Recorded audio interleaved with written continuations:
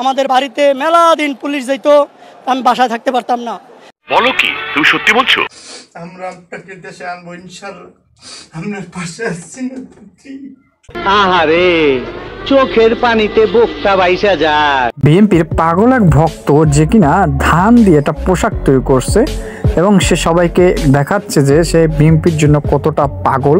তার ভাষ্যমতটা এরকম, যখন তিনি বিএনপি করত আওয়ামী লীগ থাকা অবস্থায়, তখন তাকে নাকি প্রতিদিন রাতে এসে খোঁজ করতো এবং তিনি গিয়ে ধান খেতে লুকাতো।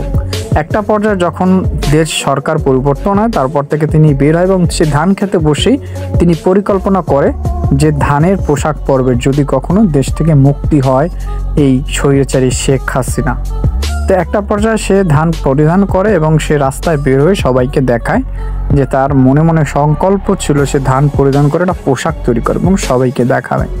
এরকম পাগল ভক্ত যদি কেউ দেখে থাকেন অবশ্যই কমেন্টে জানাবেন। আর এটা দেখে কার কার ভালো লাগছে অবশ্যই মেসেজ কমেন্ট করে জানাবেন। ভালো লাগলে চ্যানেলটি সাবস্ক্রাইব করবেন। দেখা হবে নেক্সট কোনো ভিডিও নিয়ে।